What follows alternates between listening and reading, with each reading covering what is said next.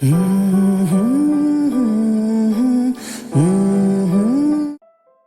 Struggler हूँ. Finally, my post graduation days came to an end, along with my daily routine of gorging samosas dripping with sweet red chutney at our canteen. The days at the university were beautiful but sadly numbered. I had big plans for myself. I had charted it all out meticulously. After my last exam, there was to be just a week of rest followed by horse riding and swimming classes, hardcore gymming while following a diet plan to help me beef up, and occasional theatre workshops. Finally, the exams got over, and like any other relieved student, I celebrated it with friends by chilling over mugs of beer and lemonade. Beer for my friends and lemonade for me. Yes, I have always been and still am a teetotaler. While discussing our future plans, Samir was set to shift to Delhi to join a multinational company. Rohini was going to continue running her family business of designing and printing. Tahira had plans of opening her own public relations company, which she did from the very next day. And Karanbir Bedi, who was an adventure freak, wanted to do something along those lines. Karanbir later shifted to Pune and started writing for Overdrive magazine. I bluntly told everyone about my plans of making it as an actor. Samir and Bedi guffawed while Rohini looked at Tahira with eyes full of pity. And as for Tahira herself, well, she wasn't really stunned because she never believed my aspirations were for real. She didn't take cognizance of the fact that anyone with a ghastly stick figure for a body could aspire to join Bollywood. Well, what are the odds? As I reached home in the evening, I saw packed luggage at the doorway. It looked like someone was shifting for at least a month. I was the one being shoved out. My father literally threw me out of the house to go make it big in Mumbai, crushing to pieces my plans of following the impassable schedule I had prepared for myself. My father is an astrologer, and according to his calculation, this was an apt period for a transition in my life. With a lot of convincing, I was able to buy just one more day, after which my ticket to Mumbai was bought. That day was just for my girl, Tahira. That was our last date before I left my hometown to chase my dreams. I vividly remember that date at the parking lot of CITCO, our hangout spot. I had nothing to tell her about where I would stay, whom I'd meet, when I will come back. There was just one thing I was sure about, that I was going to Mumbai the next day, perhaps and hopefully forever. There were no promises made except for the fact that I would always be loyal to her and that she'd wait for me. Retrospect. That day was quite filmy. She cried a lot. There was so much uncertainty over my career. She was fearful either way my career turned out. What if I didn't become an actor? Even she knew that all I had ever done was nautanki. And worse, what if I became an actor? What would she tell her family of journalists, bureaucrats, and educationalists? They would never agree to our marriage. Like I said, that was our last date before I left, and then I met her exactly after 2 years, only to get engaged to her. Technology wasn't as commonplace then, so communication was not easy. There was no Facebook or Skype, but thankfully mobile phones soon became popular, especially with free incoming charges. Thus, with a gloomy heart and an ambitious soul, I reached Mumbai and headed to my friend Karan's place in Kandivali straight from the station. I had requested him to let me stay for a couple of days before I managed to find decent accommodation, but he, being the Punjabi that he was, offered to let me stay for as long as I wanted.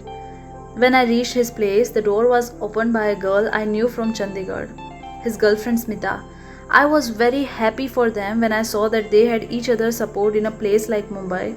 But what I didn't know was that in his one room flat, he had her permanent company too. Everything seemed just fine until the sun went down and I was made to sleep with them on their bed. Of course, Karan lay between us, but I couldn't sleep a wink knowing what was going on right beside me. It still remains one of the most uncomfortable nights of my life. The next day, I left hurriedly with no place to go. This is when I called up another friend, Harth Kapathia.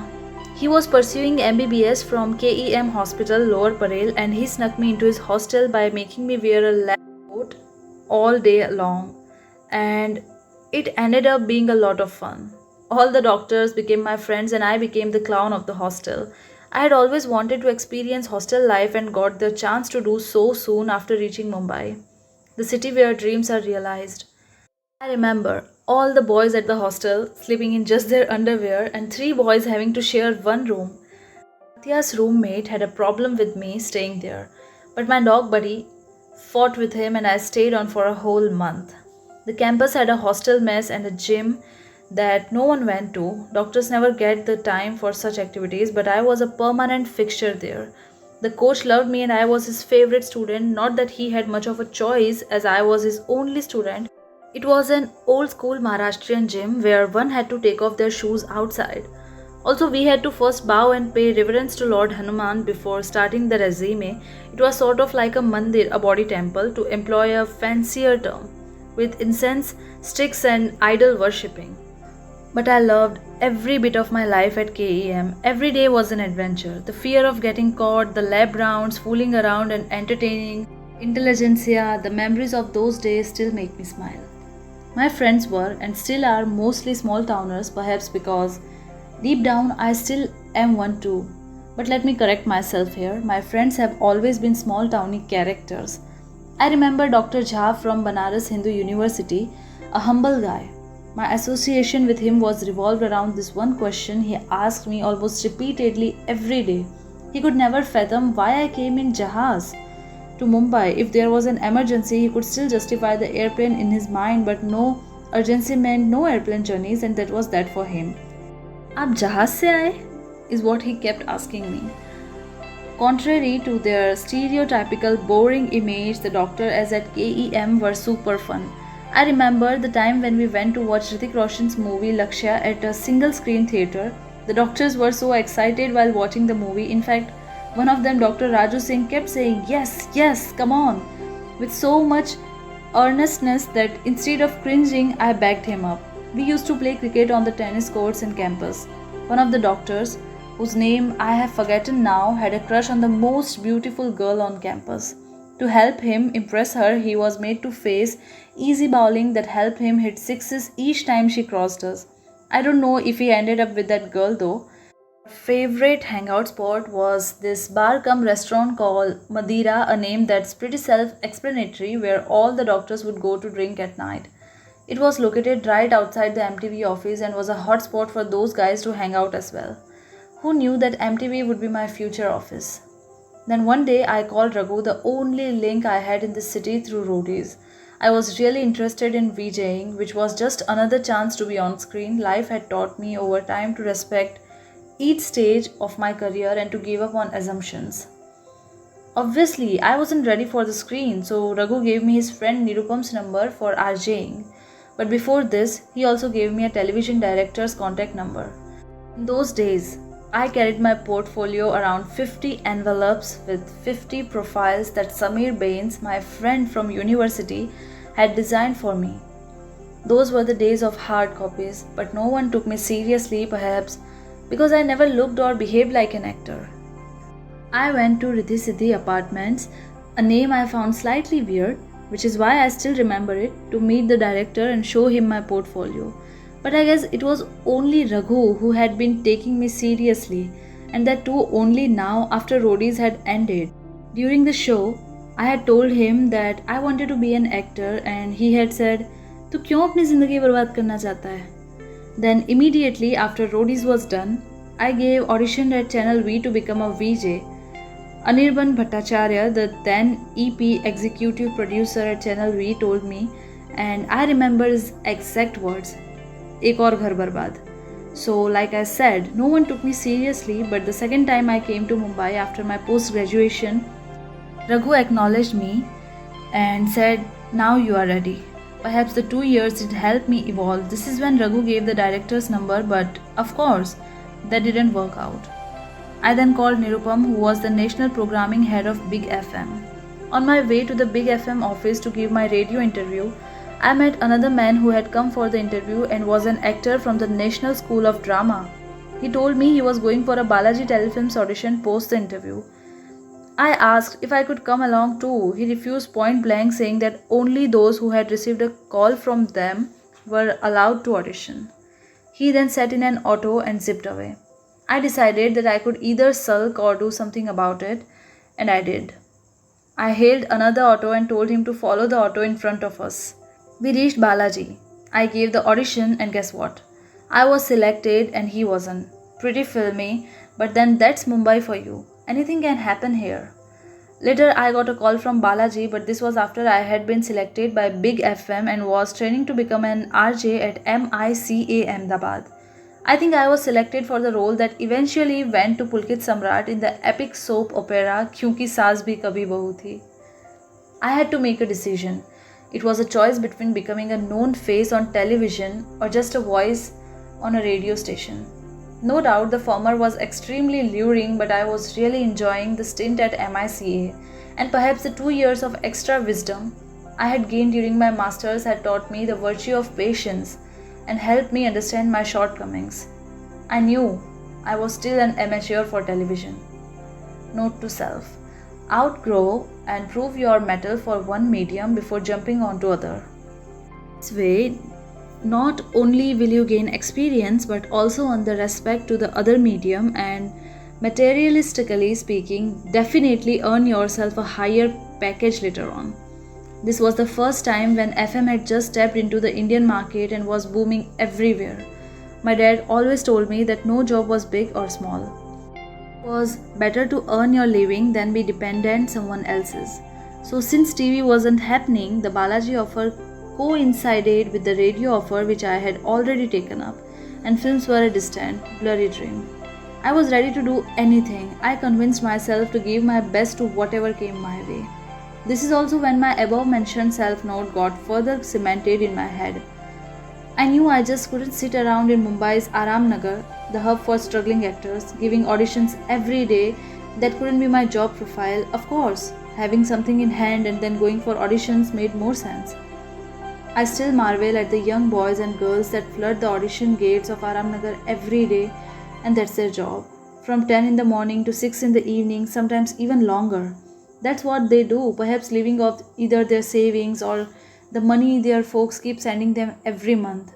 With due respect to those who follow this routine, I would certainly get depressed if I were in their place. Struggling endlessly and aimlessly to become an actor wasn't my cup of tea.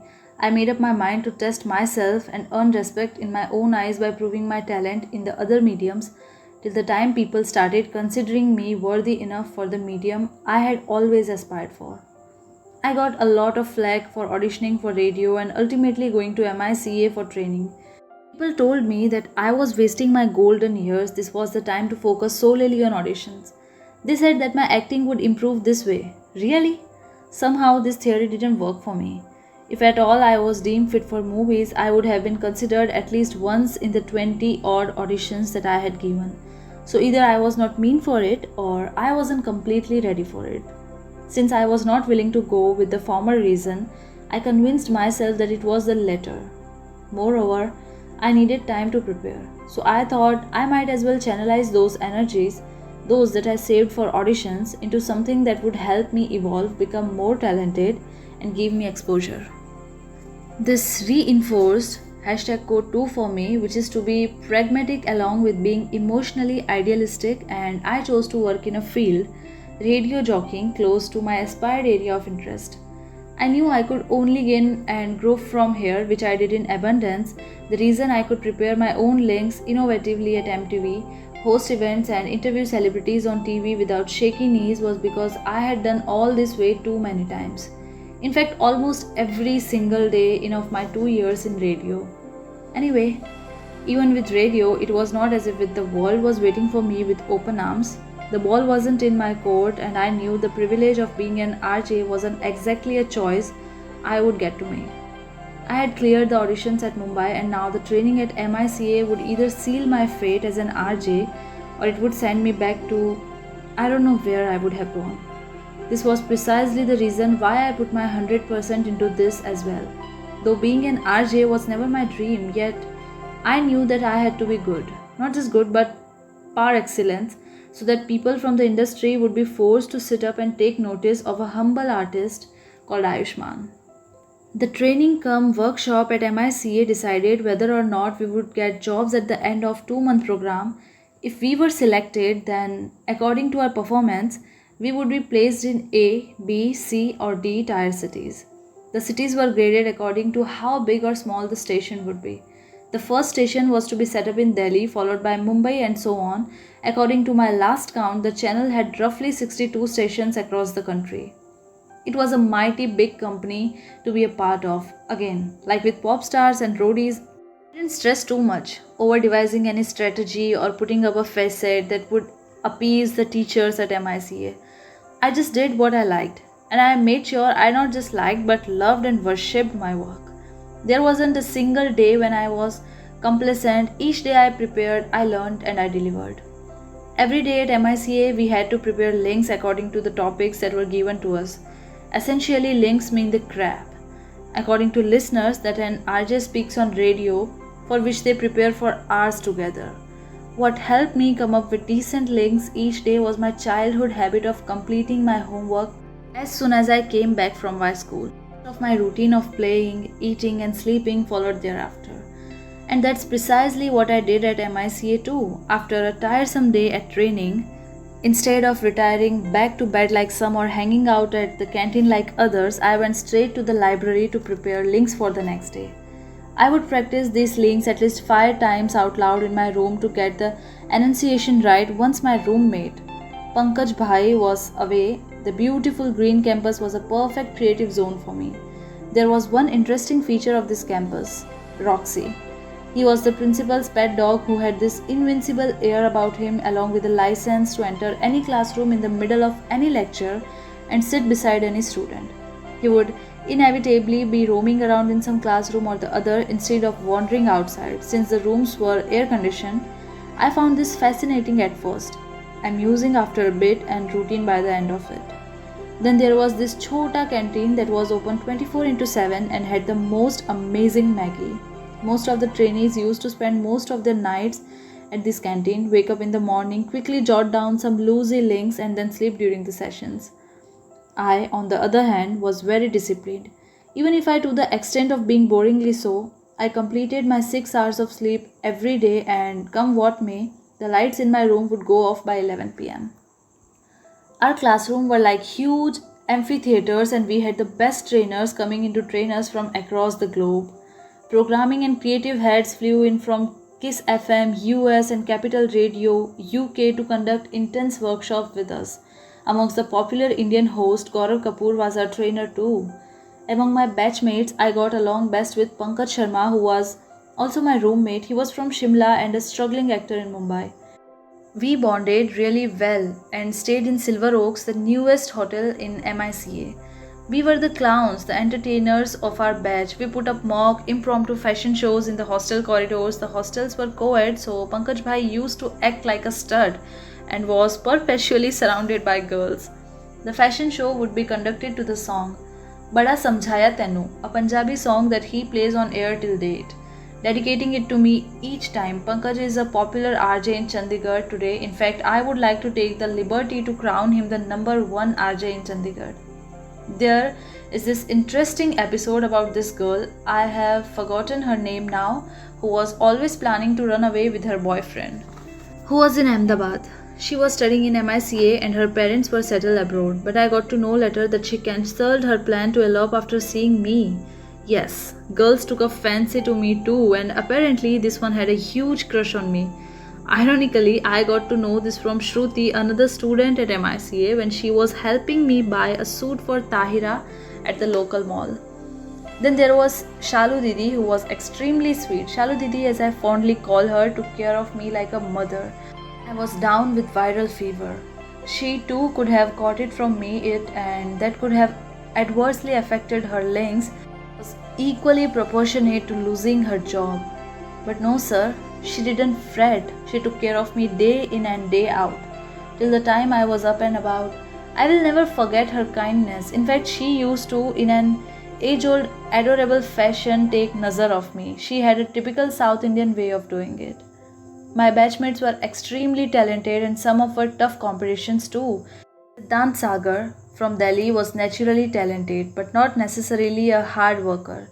He later got job with Big FM, but because of his erratic behavior, indiscipline, and a showdown with the programming head, he left. Rohit Hippalgaonkar from Mumbai was very talented and conventionally good looking. He too was a strong competition. Today he is an RJ with Radio City in Mumbai, doing his own evening show. Now, I shall keep my humility aside for a bit and tell you that I used to get the maximum applause for my daily links. There was a community station called MICA Vani, and we used to do shows on it with the local villagers playing the part of our callers. I remember I was to give my first link on the radio and I was very nervous with a lot of apprehension and skepticism about my performance. I delivered the link, and no sooner had I finished, there was a roar of applause from my teammates. It was a big high and the most amazing feeling, trust me. I didn't feel this way even after Vicky Donner. In fact, that response was so positive that even the South Indians who didn't understand Hindi well were clapping enthusiastically for me. It was really rewarding for me to get appreciated time and again by 60 students who didn't know me, who came from different cultures, who were my competitors, but still truly appreciated my art. I reiterate that all this didn't come naturally to me like it did for some. I was always prepared. And that's the difference. Till date, I rehearse like a maniac, be it a press conference, a radio interview that are now given, not the other way round, events or film shoots. I prepare every day of my life.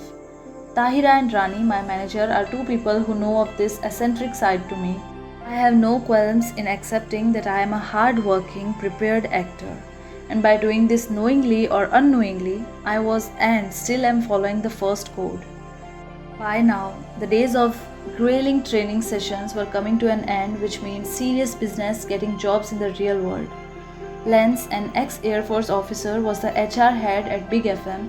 He came to the campus openly declaring that the salaries against the grades that each one of us got would be awarded after a personal interview with him. The grades were as follows: B, which would fetch a salary of 18,000, B plus would bring 25,000, A would deserve 40,000, and an A plus would get you 60,000. Before the final round with Lenz, there was another one with Tarun Patel, the taskmaster and the COO of Big FM. We had to deliver impromptu links in front of him, which, trust me, can be extremely nerve-wracking. He asked me about my background and my aspirations. I told him honestly that I wanted to become an actor. He said, "Don't worry, I'll make sure you become one." And I have a story about this too, which will come in later. In one of the links, I said, "Church gate se Kalyan, Big FM pe Ayushmann." The team was so impressed with it that they used this example in every presentation of theirs. A trainee marking the entire map of city to which he didn't even belong and establishing a local connect in just a statement was quite impressive for them. I was already popular in the head office even before joining them. Well, now came in Lenz with his second round of interviews where he declared the grades and the salaries. Some looked disappointed after stepping out of his office, while quite a few were happy too. I didn't know what my fate had in store for me.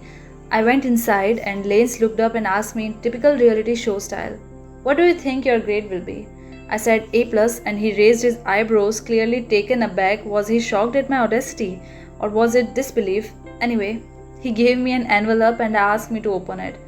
I did as I was told, thanked him, and went outside without asking or saying anything else. Immediately after stepping out, I called Tahira and asked her to guess my salary. The maximum she could think of was 20,000. I asked her to step it up a little. She was already so elated, anything more than 20,000 meant a huge deal, as that was the maximum pay packet that was given to any fresher in this field at that time. In fact, if I am not mistaken, only one another person from our batch of 45 bagged this salary. When she scaled up her guess to 30k, I grinned and asked her to go higher. More than 30? She squealed. By now she thought I was just fapping, as in her own innocent world, nobody could ever draw such a salary, let alone go higher than that. So she finally gave up when I told her that I got a grade of A plus and that means 60,000. Was greeted by silence and then incessant screams. That was a particularly memorable moment for the both of us, and I believe that was the last time we discussed money as such. One always remembers their first crush, their first love, their first job, and definitely their first salary.